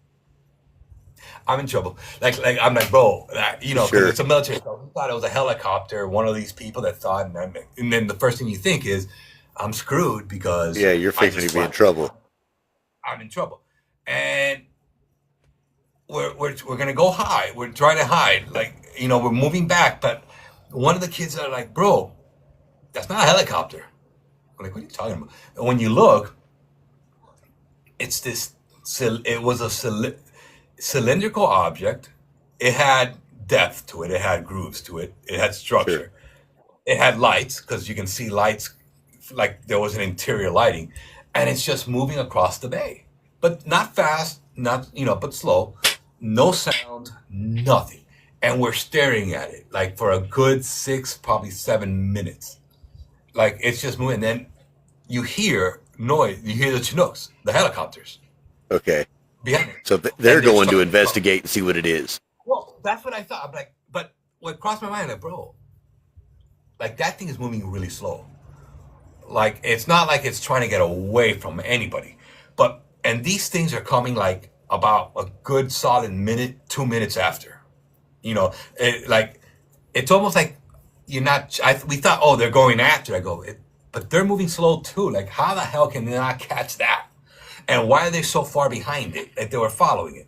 Like I Right. don't think they're following. I think they're. I don't think they're chasing it. They're following it, or Sure. or whatever. So we're like, bro. When our camp leader comes, I'm like, bro, do you like? We just like it's right there. Like you can still see it. It's not like it's moved that far, and it's been minutes. Now at this point, it's past the 7 minute mark, and I'm like, do you see that? And he's like, yeah. And he's like, yeah, don't worry about that. I'm like, what do you mean? Like, bro, do you know that had like it was this? He's like, yeah, do me a favor, and I'll never forget Adolfo, the camp. He told us all, listen, I get what you saw, but please just do me a favor. Don't tell your parents. Don't even talk about it. Just forget about it. Like no one. It's like I forget. Then he's like, no one's gonna believe you. You're gonna get into a lot of questions, and you don't want to be there. Like let's just enjoy the camp. When you're a kid, you listen to the adults. Like now, we talked about it after the fact when we're adults. Like, bro, how Sure. stupid were we? Like, and when we brought it up to him when he's, decades later, he's like, yeah, bro, I didn't want you talking about that crap. Are you crazy, bro? Like, that was unacceptable. That was unacceptable. And then if you see that, then it's going to create like, oh, we're probably feeding you stuff, or that we're doing this, and it's St. Teresa get into a problem. Like, no. Like, it was just easier to ignore the problem. But I'm like, Wow. oh. So that was the first one. That was the last one. But in between, there's just so many. So living in this hotbed of UFO activity, what do you think that you've been seeing? Do you think that you've been seeing something that we are in control of, or something that is extraterrestrial or extraplanetary? 50-50. Like, what happened in California, the Tic Tac, that was us. Okay. That was us testing it. What makes you feel that way? Okay, because two things. One, obviously, Skunk Works is right there. Where that came from, Skunk Works is right there. And that belongs to Bob Bigelow, which we know Skinwalker Ranch and all he does, and the controversy he has with the UFOs, and he won't talk. So that's one. Two, one of my uncles, because I was always fascinated with astronomy, the space shuttle, all this. He worked at NASA. Now, when I say he worked at NASA, he wasn't a scientist. He was a washer. He cleaned the shuttles, but that's still a great job. Don't get me wrong. Certainly, yeah.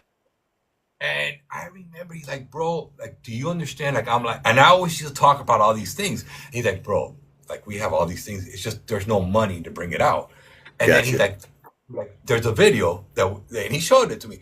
And it's a primitive thing in a cage, in a lab.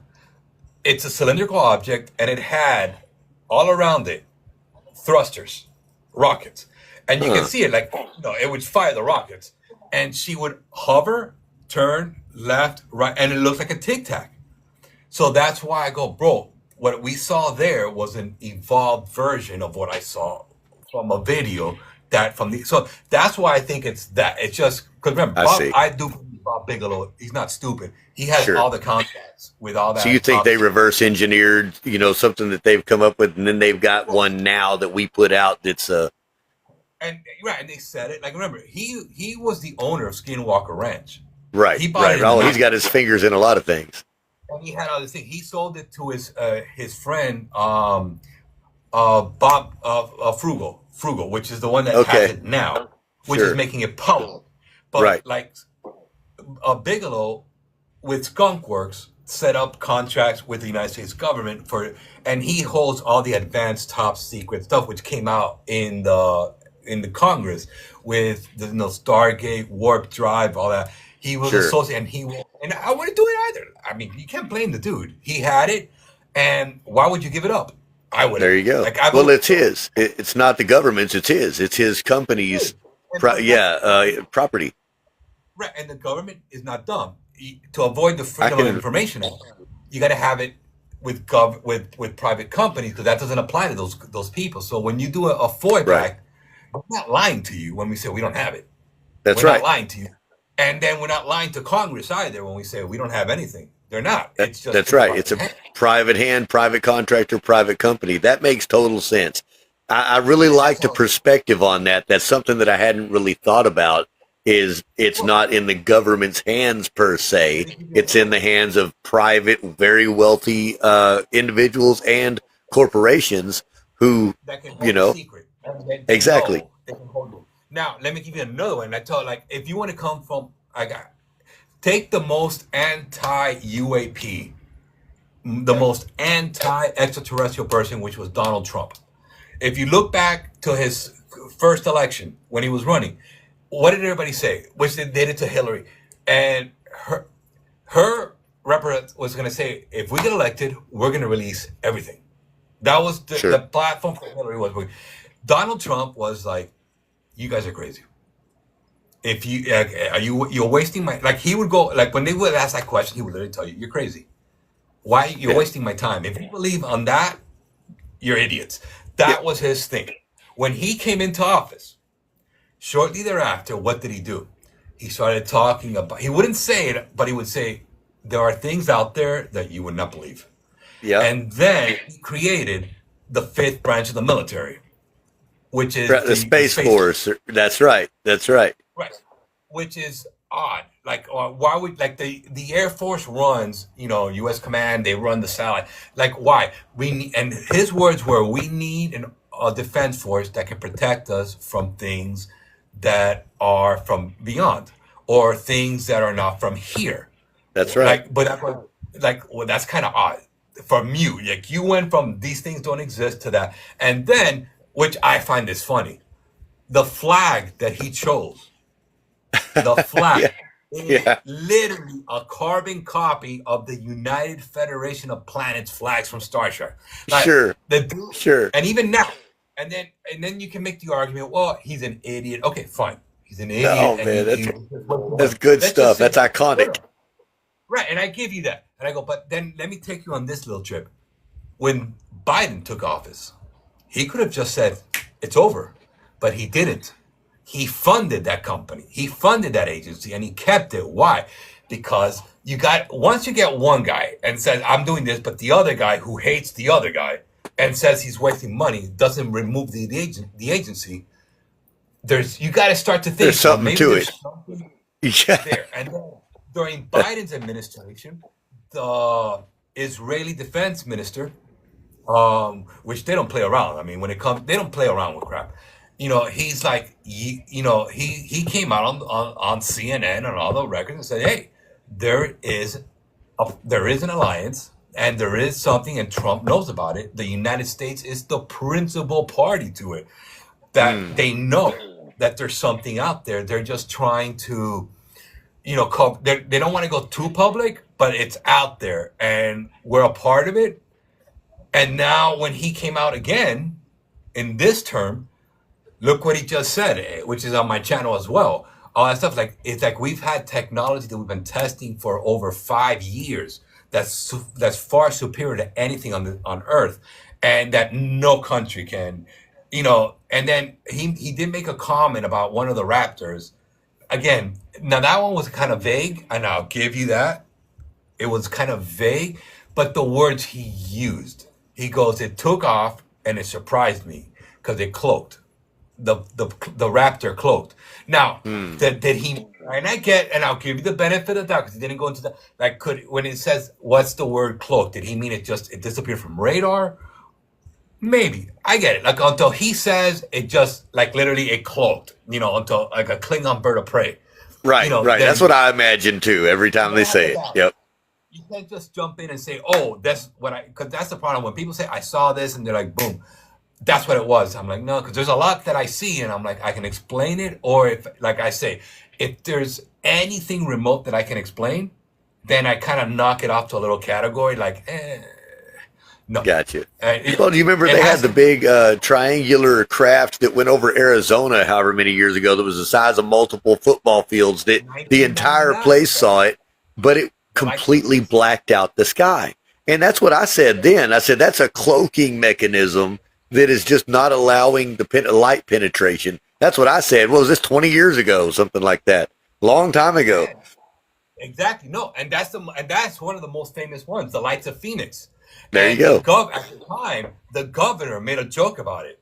When he went on press, he goes, "We caught the culprit," and one of his staff member came out with a alien, and and then he made fun of it.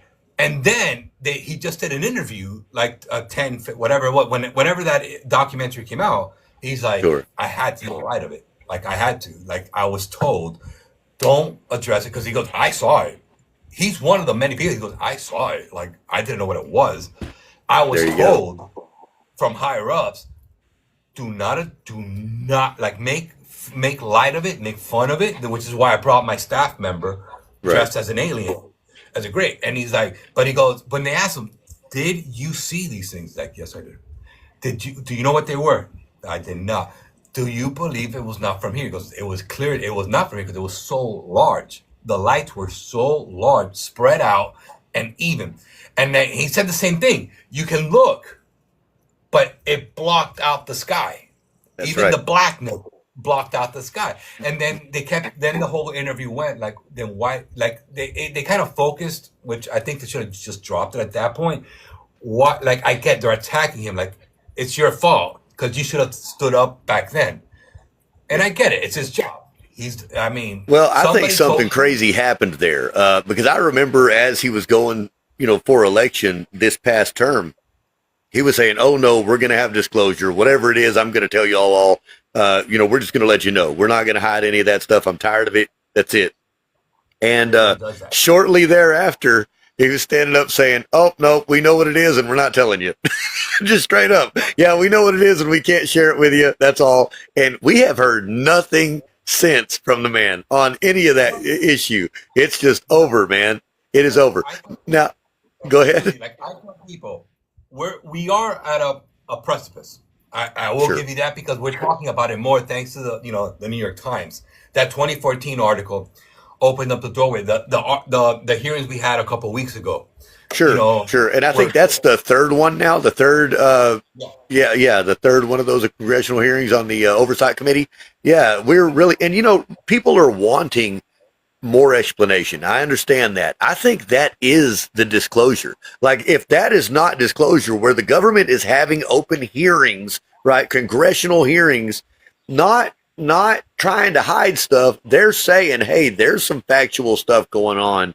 And we don't, now at that level, they don't know what it is. That's why they're having people come up and testify their accounts, because there is something to tell. And I think that is the disclosure. But what we have to understand is that disclosure tells us that most of that stuff we aren't 100% privy to. We don't have protection. We don't have the information. Now, we've got some, I'm sure, but I don't think that we have what most people want to hear.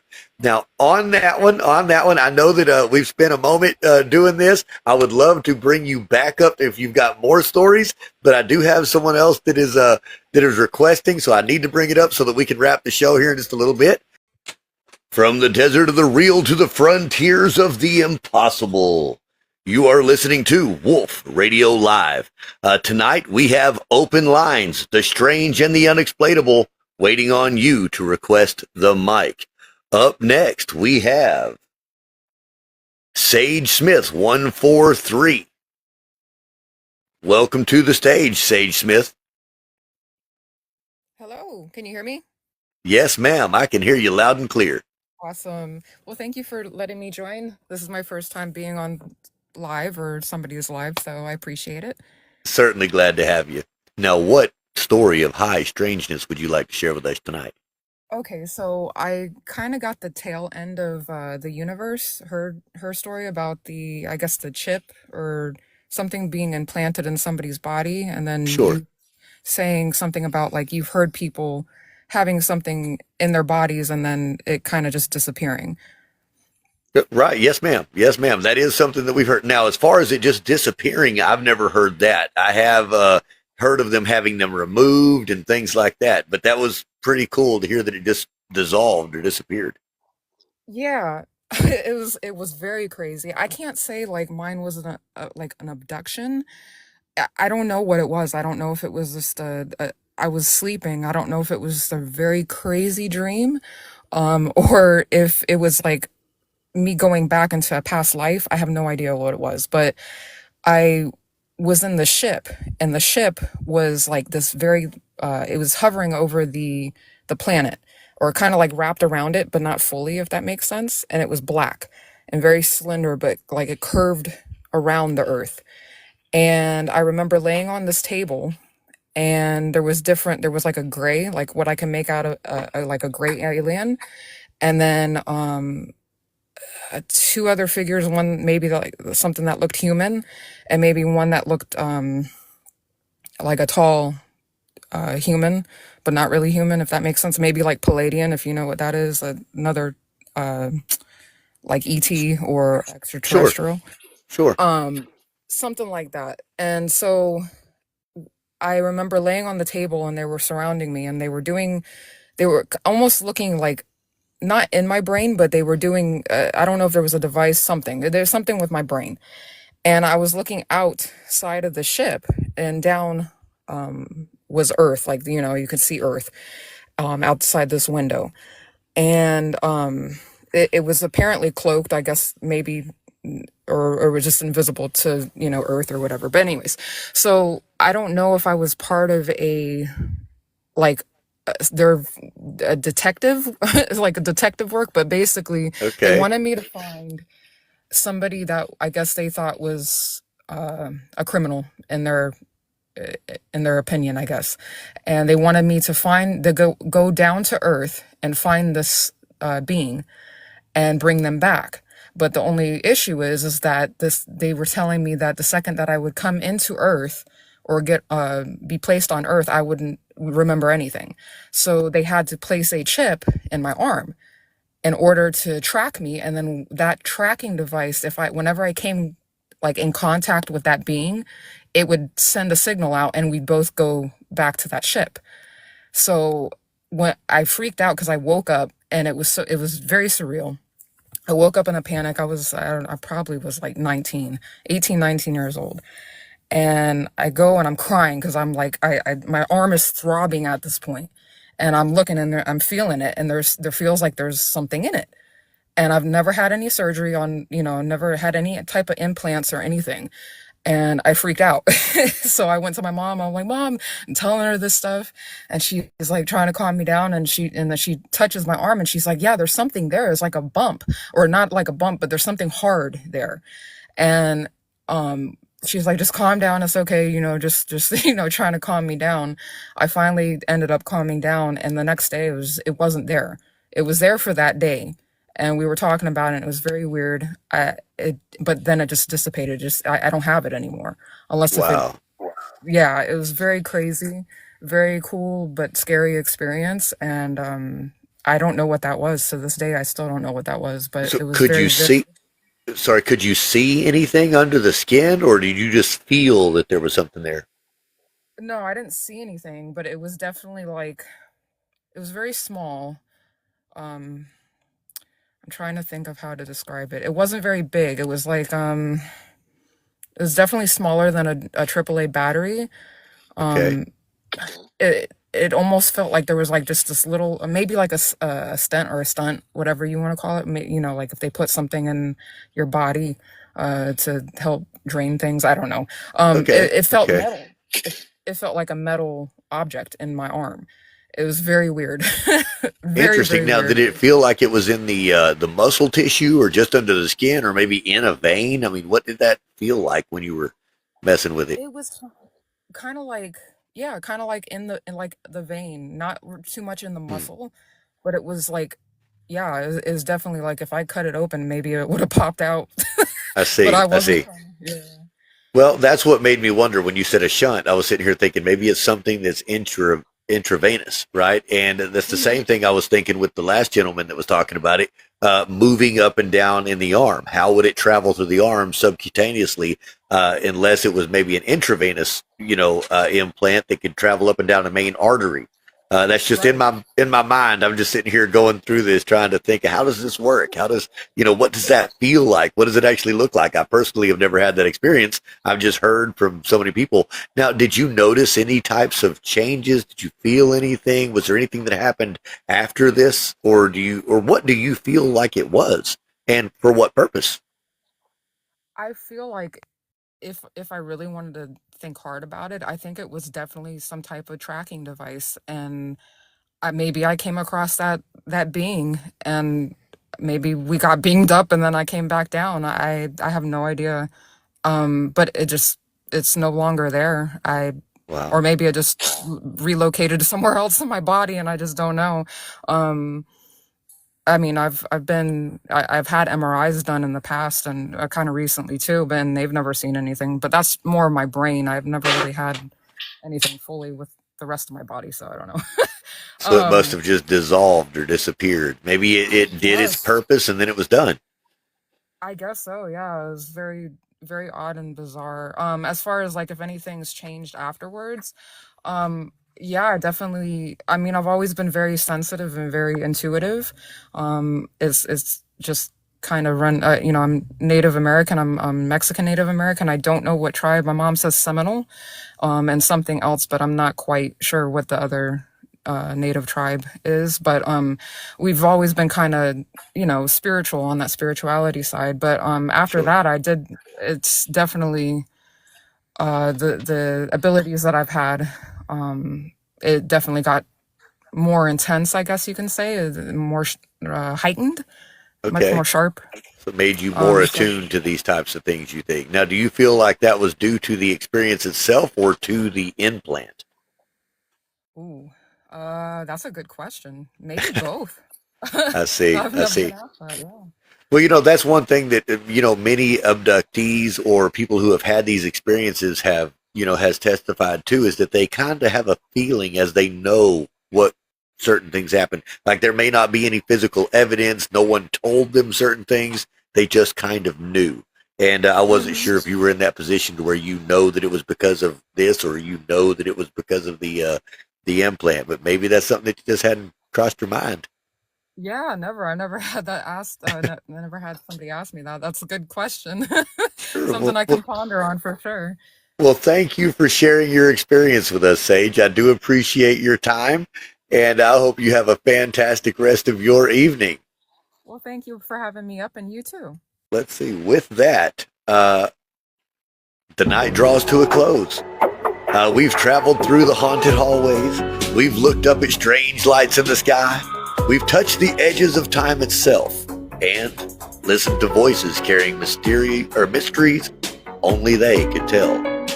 The questions remain, as they always do, waiting for us in the dark. I'm Mr. Wolf, and this has been Wolf Radio Live. Until next time, keep your curiosity alive, your mind open, and your courage steady. You've been watching Wolf Radio Live, TikTok's home for the unexplained. Have a fantastic evening, folks. We will return every Wednesday and Saturday evening at 8 p.m. Central Standard Time. This is the place to come to hear about all of the fantastic stories about paranormal experiences, alien abductions, conspiracy theories, UFO and UAP sightings and experiences, ancient cultures, civilizations, and fringe science. Thanks for listening, folks, and we will see you on the flip side.